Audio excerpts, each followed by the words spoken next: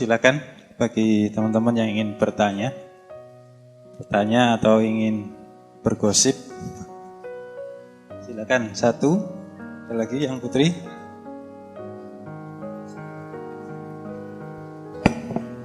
Sebutkan nama dan domisili.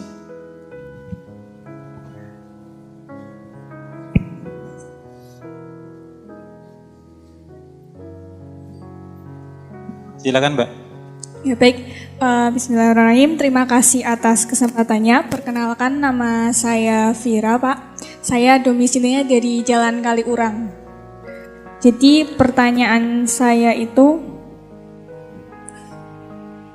bagaimana pandangan secara filsafat dalam menetapkan cita-cita atau target? Apakah kita perlu membagi target atau cita-cita itu menjadi target dunia dan target akhirat atau bagaimana? Ya, terima kasih. Wassalamualaikum warahmatullahi wabarakatuh. Waalaikumsalam. Yang Putri, satu lagi. Oke, yang di pintu, di jendela. Mohon mic-nya bisa dihantarkan atau diteruskan sampai ke mbaknya. Berdiri boleh, Mbak. Nah.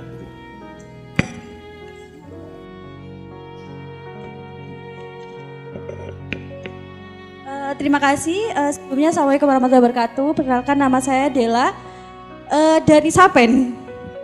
Oke, di sini saya bertanya. Tadi saya sempat telat ya datangnya, tapi mengenai tentang salah satu syahwat yang negatif, yaitu mencintai melebihi Allah seperti itu. Ada sesuatu yang dicintai melebihi Allah. Ini apa namanya? Sebentar, dudukkan ya Allah. Jadi ini sebenarnya pengalaman diri saya pribadi sendiri. Saya sebenarnya itu pernah pacaran dengan orang gitu, laki-laki seperti itu ya. Selama beberapa tahun seperti itu.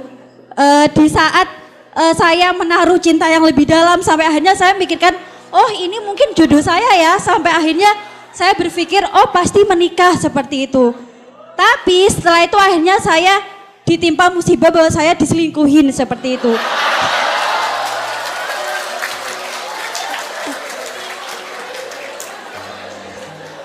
Oke. Ya. Intinya apa, Mbak, pertanyaannya? Baik, ini masih terjadi baru-baru ini saja. Akhirnya pada saat itu saya mengalami sakit selama 1 bulan. Dan akhirnya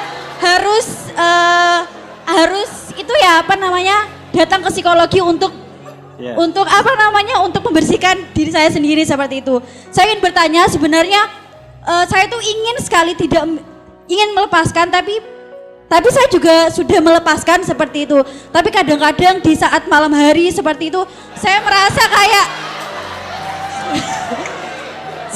kayak wah ini berat banget. Tapi di saat saya pagi ke siang sore gitu, saya benar-benar kayak menyibukkan diri untuk menggapai cita-cita saya seperti itu.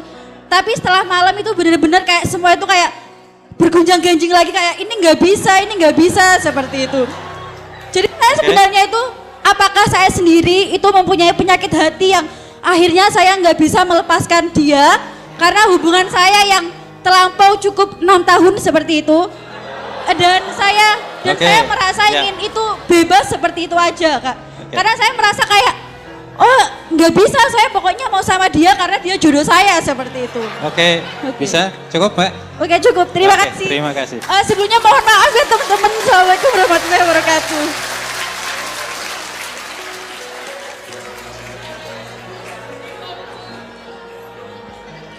Oke, mohon untuk ketenangannya dulu. Pak Faiz, monggo, Pak.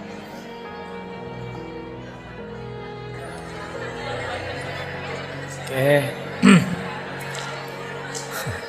Baik, terima kasih Mbak Mbak Vira, Mbak Dila. Ini mungkin jawabannya saya jadikan satu tipe tadi. Diawali dari Mbak Vira tadi, bagaimana merancang cita-cita, apakah harus dunia dan akhirat, dan akhirnya Mbak Dela patah hati tadi ya. Oke, yang pertama begini. Silahkan teman-teman merancang cita-citamu. Boleh cita-cita jangka pendek, jangka menengah, jangka panjang, cita-cita bidang ini, cita-cita bidang itu. Wajar dan manusiawi saja seseorang merancang versi terbaik untuk hidupnya. Tapi jadikan semua cita-cita target yang kita rancang itu bagian dari perjalanan puncak kita ilaihi roji'un, menuju Allah. Berarti jangan menetapkan cita-cita keinginan apapun yang membuat kita jauh dari Allah. Jadi silahkan teman-teman rancang, Pak saya ingin jadi ini, saya ingin jadi itu, saya ingin melakukan ini, melakukan itu. Saya ingin 3 tahun ke depan saya sudah nikah Pak. Saya ingin tahun ini lulus kuliah, boleh tidak apa-apa. Tapi jadikan lulus kuliah, jadikan menikah 3 tahun lagi itu bagian dari perjalanan kita untuk tambah dekat kepada Allah. Saya menikah ini kan juga termasuk menjalankan sunnahnya Rasulullah, juga perintahnya Allah Pak. Jadi semuanya dalam rangka mencari ridhonya Allah. Saya lulus kuliah juga begitu. Jadi silahkan dirancang cita-cita, keinginan setinggi apapun, seperti apapun, tapi pastikan keinginan itu adalah bagian dari perjalanan kita untuk tambah dekat kepada Allah. Jangan sampai kita tambah pinter, kita tambah sukses, kita tambah berhasil, tapi sekaligus kita tambah jauh dari Allah.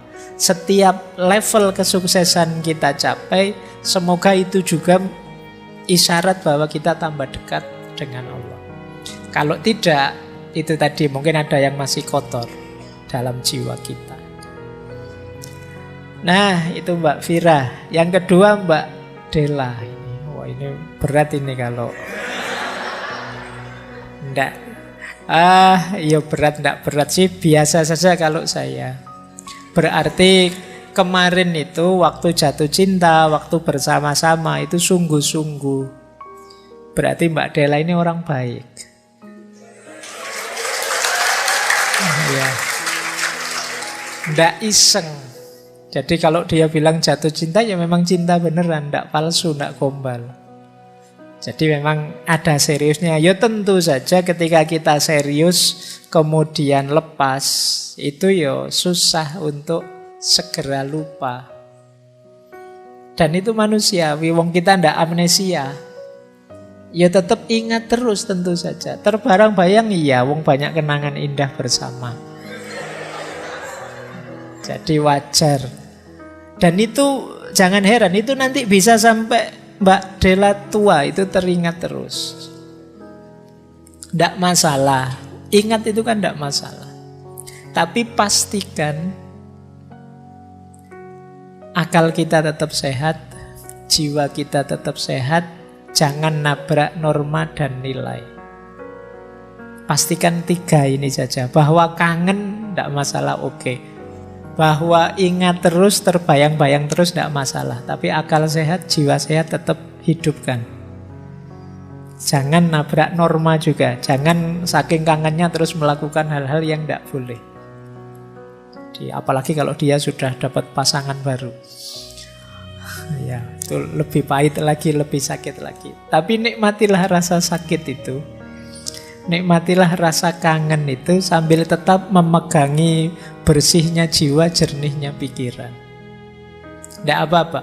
Nanti sampai pada titik ketika dia hadir di pikiran, silahkan hadir. Dia mau pergi juga silahkan. Ketika dia terbayang-bayang, ya saya akui, aku ingat kamu, tapi ya sudah, terus saya punya hidupku sendiri, saya lanjutkan hidupku. Tidak usah menghabiskan banyak energi untuk melawan kehadirannya, ingatan tentang dia. Tidak perlu lumpuhkanlah ingatanku, tidak usah. Ya. Jadi kalau masih ingat, ya ingat saja, tidak apa-apa, tapi terus biarkan dia lewat. Karena biasanya pikiran itu kalau dilawan dia malah hadir. Kalau saya misalnya sampean ya tak suruh Coba teman-teman malam hari ini tolong jangan berpikir tentang gajah yang warnanya pink ya. Oh itu malah gajah warna pink muncul di kepalamu. Jangan dilarang, jangan dilawan. Biar saja. Mau hadir silahkan, mau pergi silahkan. Jadi datang tak diundang, pulang tak diantar. Jadi silahkan saja. Nah itu lama-lama pikiranmu juga tidak akan menganggap itu istimewa. Lama-lama akan lewat begitu saja. Nah, masih terbayang-bayang mantan ya? Iya sih, tapi ya biasalah itu. Jadi lama-lama jadi biasa. Tidak dipahami sebagai sesuatu yang luar biasa. Wong yo jangankan yang mantan, wong teman kita yang dulu, guru-guru kita yang dulu nempeleng kita atau teman apa, itu kita juga masih ingat. Jadi tidak ada istimewa-istimewanya kalau dia teringat terus. Banyak hal yang teringat terus kok dalam pikiran kita juga. Nah, jadi yang bikin teman-teman gelisah kan karena terlalu menganggapnya istimewa kehadiran dia di pikiran kita. Biasa saja. Itu menurut saya bisa lebih cepat membuat kita move on. Jadi silahkan datang, pergi juga silahkan. Tidak harus kemudian kita posisikan ingatan tentang dia sebagai yang sangat istimewa, biasa saja. Nah itu bagi saya tips awal. Sisanya itu tadi ya, tetap pegangi akal sehat dan juga jiwa yang sehat, serta jangan nabrak norma-norma, aturan-aturan. Biar tidak menyesal nantinya. Baik. Itu untuk dua pertanyaan tadi Mbak Vira dan Mbak Della. Baik.